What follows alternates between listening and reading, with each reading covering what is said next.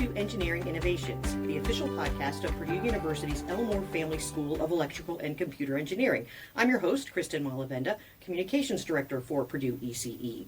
In each episode, we explore the groundbreaking research and the minds behind it, showcasing the cutting-edge work that's shaping our world. And today I'm joined by Dr. Jing Gao. She's Associate Professor of Electrical and Computer Engineering, and she's at the forefront of data science research, tackling some of the biggest challenges in making AI models more understandable and efficient. Her work has implications for everything from medical diagnoses to the AI we use on our smartphones.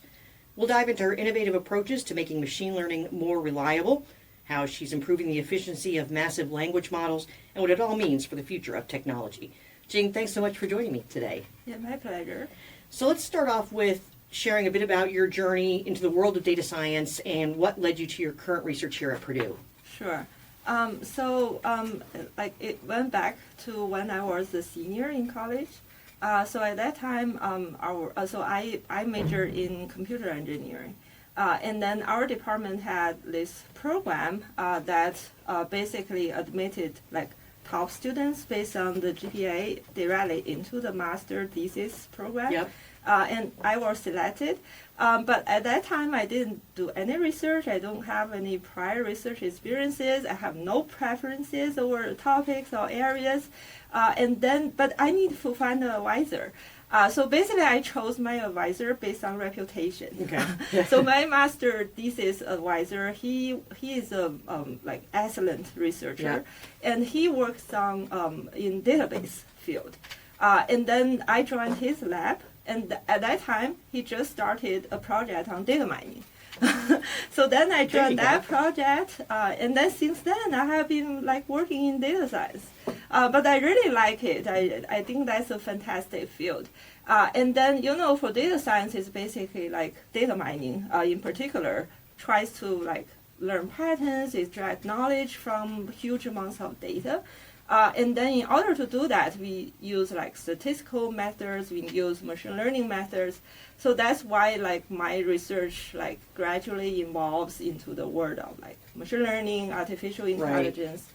So right now at Purdue, we work on basically addressing challenges like efficiency, reliability, and so basically those challenges with respect to AI. Gotcha. Models.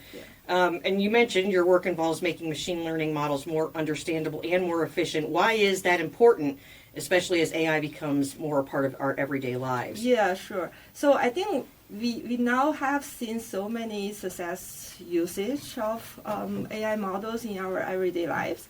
So for example, Amazon, when you go to Amazon purchase products or you watch YouTube videos, so then they keep recommending stuff to you. So then the underlying model is basically AI model. They learn from your historical data and then try to recommend something that you might be interested in.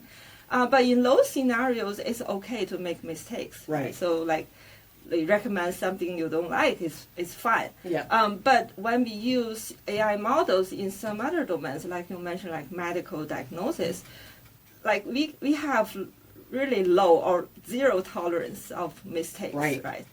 So then in those scenarios, we cannot just directly deploy AI models to make the final decision, but rather AI models have to work together with human beings, like doctors, right? Yeah.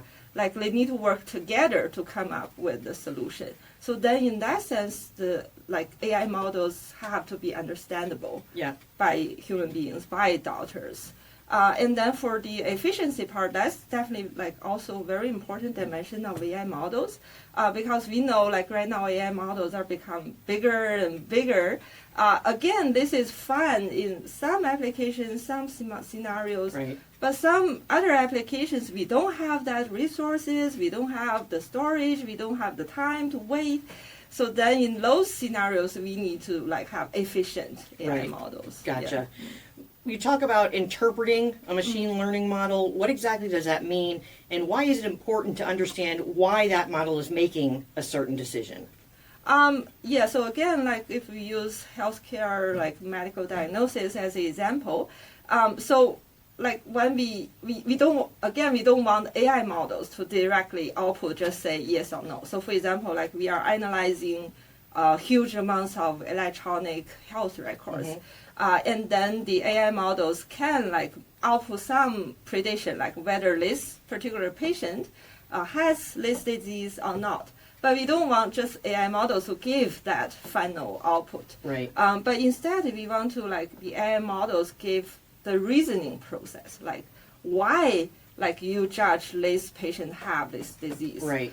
Is there like related to some risk factors or some symptoms the patient has, or some like measurement values? So give those reasons behind those decisions. That's very important because again, we want the AI models to work together with the doctor Right. to make the final decision. So then providing yes or no answer is not very helpful, Right. but providing all those information to doctors would be very helpful. Yeah, because if I put into Netflix or something and it suggests movies to me or whatever, it doesn't matter if it's something I don't like. But if it's somebody's health, Yeah, then exactly. you Yeah, have to that's have- a very critical decision. Yeah, right? yeah. So, yeah. You've researched how AI explanations can be manipulated. Can you explain what a data poisoning attack is and how it might affect the reliability of an AI model's decision? So basically, for like machine learning model is trained on some data set. So we call it training data. And then training data basically consists of a set of records. And then for data poisoning attack, so our goal is actually to like act as an attacker, try to explore the vulnerabilities of those models. So the traditional scenario is like the model is just trained on this training data, so there is no poisoning at all. Right. And then you get a model, and the model make predictions. But for data poisoning attack, we want to like inject some like fake records, or we change the values of some records, and then the model will change accordingly. And then if you use the model for predictions for output, the output will change accordingly. Gotcha. So this is basically data poisoning attack. But we work on like data poisoning attack on like some challenging scenarios like interpretation or some other. So basically why we want to study this data poisoning attack is because it helps us understand the so-called robustness of the machine learning model. Because like in real life, when you collect training data, it may not be complete, may not be perfect, right? So if there is some slight change in the data, then your whole model will change. Right. And everything changes. And then we'll say the model is not robust enough, it's not good. But if the model is robust enough, like it's not sensitive to those changes, that's a better quality of machine learning model. Gotcha. So, but we try to explore from the attacker point of Right. view. You're trying to create issues and then figure out how to... And then like maybe people can explore like how to like make their models more robust. That makes sense. Yeah. So you developed a new tool called the Interpretation Manipulation Framework. How does that help uncover weaknesses in AI models? Yeah, so for that one, we basically focus on so-called interpretation of machine learning model. So for data poisoning attack, there are like many people studying this data poisoning attack, but they focus on manipulating the model output. Like they inject some we call malicious samples into the training data, and then the model output will change. So for example, like we consider like image classification, like we have a bunch of images. We want to distinguish cats from dogs. And then the traditional data poisoning attack, so they just inject some fake images. Then like then the model output like will change from cat to dog or dog to cat. But we work on interpretation. So basically for interpretation, what people does is they try to associate some like weights with the feature values that can indicate like why the decision is made.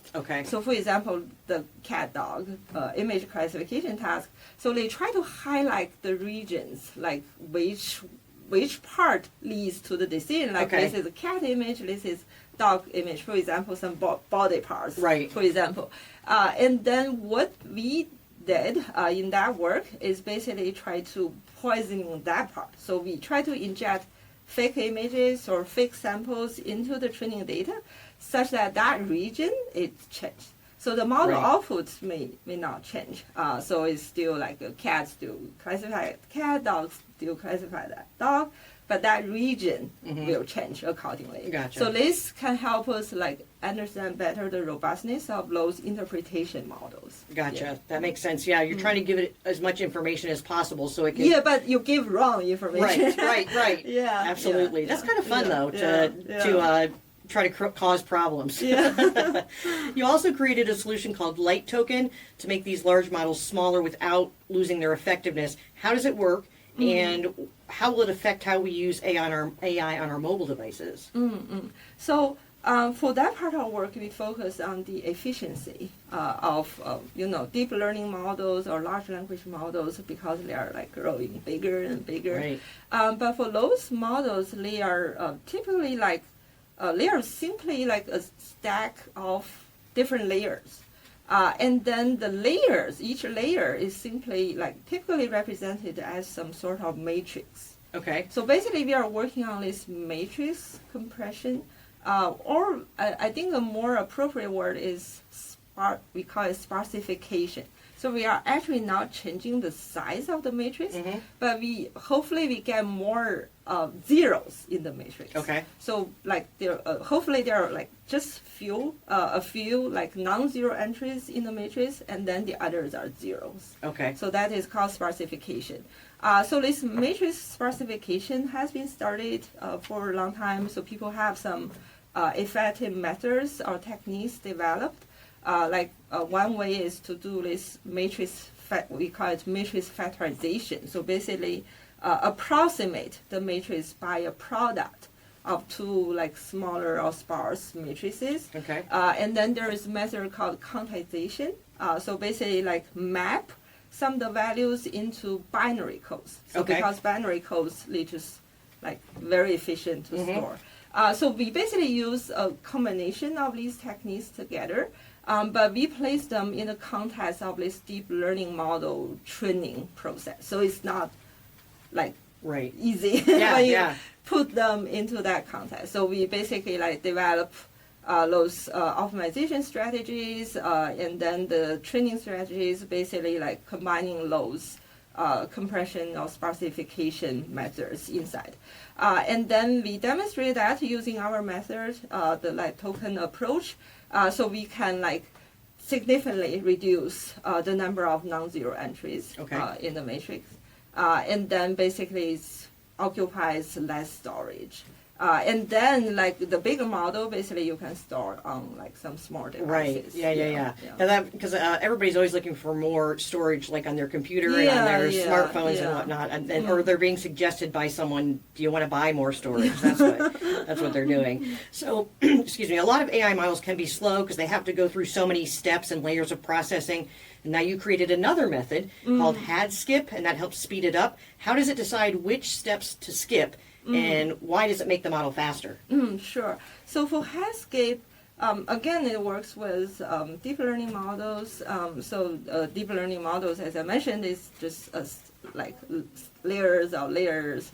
And then the traditional deep learning models is just like they have all these layers. And then when you suppose the model is already trained, and then when you use the model for like predictions or inference, so when you use the model, so you need to traverse all the layers. Like after this layer, go to next, and go to next, and that's it. And then what we did is we changed the design of the model by adding a gate to each layer.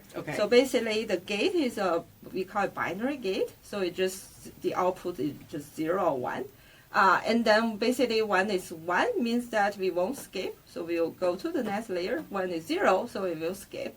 So it will go to the next layer. And then when the next layer, we have another gate, and then we'll keep judging whether we should skip or we should go. And then we add that part into the deep learning model. And again, the challenge is like learning all these. So we still need to learn the deep learning model, and now we also need to learn the gate value. So basically we design some optimization strategies so that we can learn all these parameters together based on our training data. And then once it's learned, then the gate has those 0, 1 values. Okay. And then we can use it for predictions. So then basically, like when we traverse the layers, when the gate value is 0, we will skip. So in this way, we can skip those layers. Right. Yeah, and make it faster. And you're talking about these decisions being made like nanoseconds or something. It's not. It's not taking time to consider it. It's just moving through it. Yeah, automatic. Basically. Gotcha. Yeah. I know along the way you mentioned your first advisor, and you chose that advisor because of their reputation. Yeah. And you've probably now mentored many students in your academic career. What is the importance of mentors, and how do you mentor your students? What does that look like for you? Yeah, so I'm very thankful to all the mentors I have throughout my academic journey. So including like my master advisor, PhD advisor, and also like some senior students who helped me when I was in the lab, senior colleagues when I started as a faculty. So many mentors helped me. And I think mentors is definitely very, very important. And so, for example, like during PhD, mentors help, for example, help me, like guiding me through the choosing the topics, choosing the research directions, develop those basic research skills.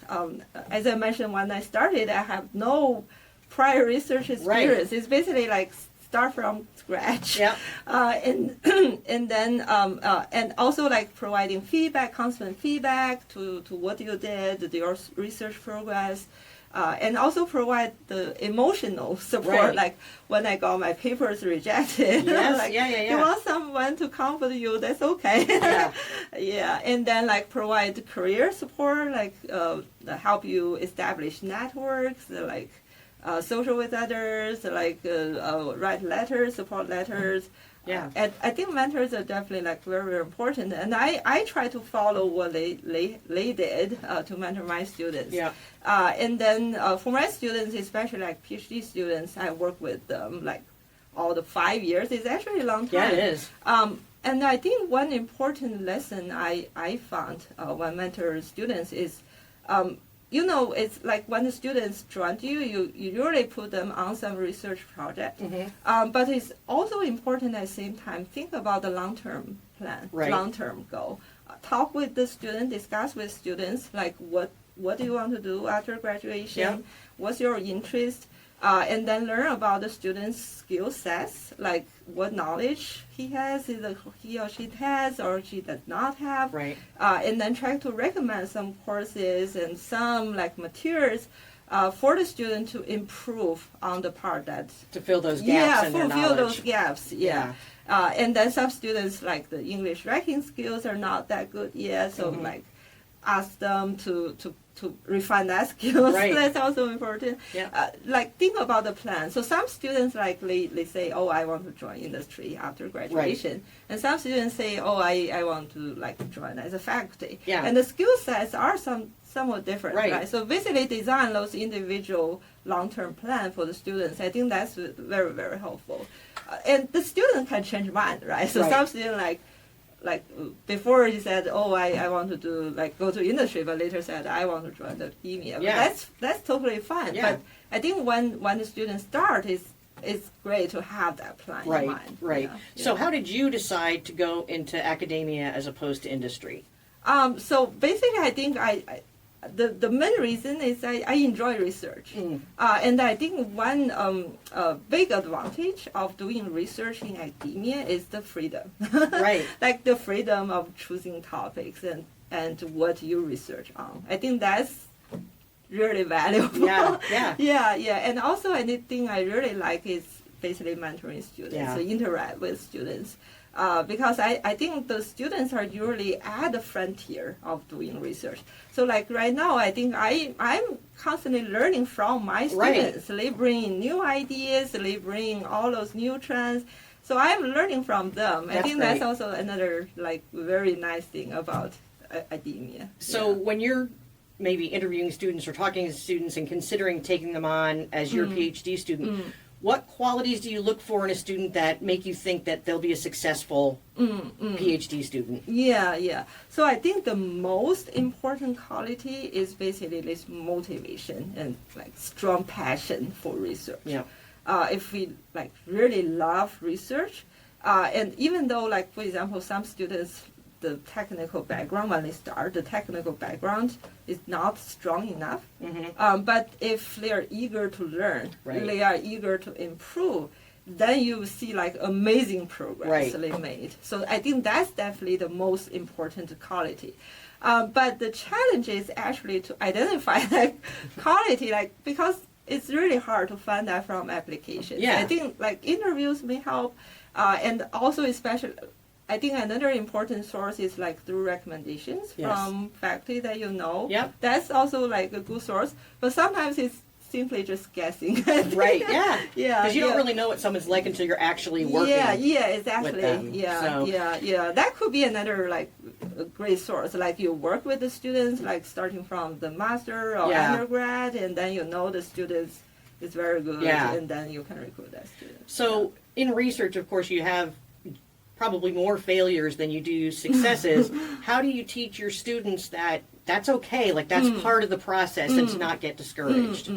I think it's really like you need to give them time to like. I think that's happened to probably almost all the students. Like when the first paper was rejected, that's really like a big hit for for all the students. Like, but. I like use my experience to tell them that is fine. Like later, definitely, if it's a good work, we'll definitely accept it somewhere. Right. So just keep doing good work, and then submit the work somewhere. That's fine. That's totally fine. But you know, like people need time to like adjust to that. Absolutely. So typically, like after maybe a few papers, they are fine. But usually, like the beginning phase. They need some time to adjust. Well, just give them the time. Right, like, and that's the importance, like you said, of mentors, because when they don't get it accepted, then you say, that's all right, you know. Just tell them it's okay. Yeah. Like, but typically, like after a few papers, it's okay. So I have a student, when he first joined us, the first paper he got rejected, he was so depressed.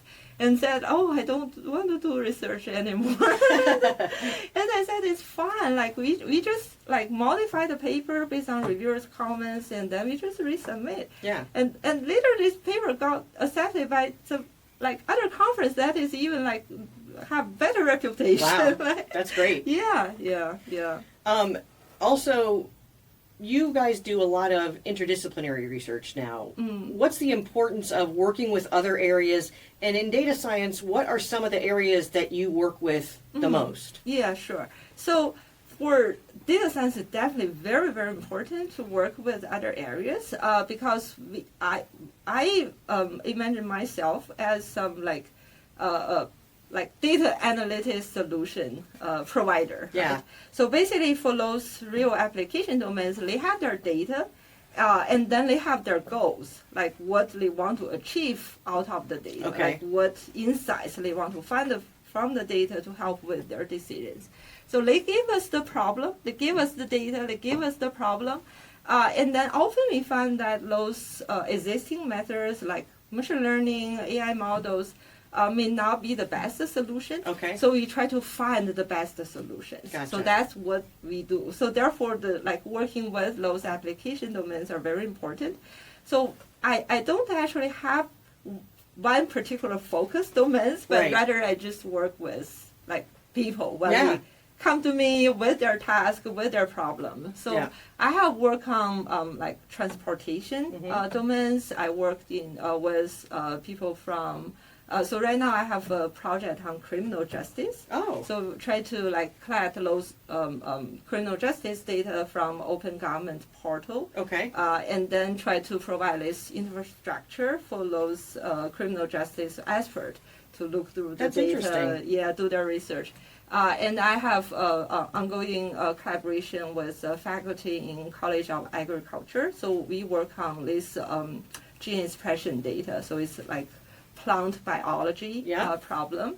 And then in the past, I also work on this healthcare task. So we analyzing this electronic health records to, like you said, assist medical diagnosis. Right. Yeah. So you really get to work in all different areas. All these different domains, and it's fun. Yeah. Like, you get to know those areas, and they all tell me like how important you guys are. Like when we started on this criminal justice project, and we have a criminal justice expert on team, and he constantly mentioned to us like, oh, right now our research, so they are doing like criminal justice research, but they don't have the knowledge, the data that needed to help their research. Gotcha. And then constantly tell us like how important you guys are, and that's great. Yeah, feel great. Yeah, it gives you fuel to keep going. Yeah, too. Exactly. Yeah, so not only making impacts in our field, but like try to bring impacts to their field. Absolutely. Yeah. So I know research is a big part of your life. When you're not in the lab or mentoring students or teaching classes, what do you like to do in your free time just to relax and have fun? So I have a daughter, 7-year-old. So I think leisure time just center around her, maybe. Yes. So like taking her to museum, taking her to like some playgrounds. Yeah, right. Fun places or extracurricular activities. So basically, like my life is like that. I totally get that. Yeah. When they're little, they kind of rule what you do. Yeah. But I enjoy the fact that first off, Purdue have lots of events, activities. Yeah. It's a fun place. It really is. And then we are not that far from Indy or even Chicago, Yeah. so sometimes we go there to like a lot of cultural and educational opportunities. Yeah, exactly. Yeah. And we have very nice museums. Absolutely. Like in Indy or Chicago. Yes. Yeah. Well, great. That wraps up today's episode of Engineering Innovations. We're the official podcast of Purdue University's Elmore Family School of Electrical and Computer Engineering. And thank you so much, Jing Gao, for joining us today. My pleasure. If you'd like to learn more about this research or explore other cutting-edge projects happening here at Purdue, you can go to our website. That's purdue.edu/ECE. You can follow us on social media or on all the socials, and our links to those things can be found in the show notes. Thanks so much for listening, and remember to subscribe so you don't miss the next episode. I'll be back next month with more stories of innovation and discovery from the world of electrical and computer engineering.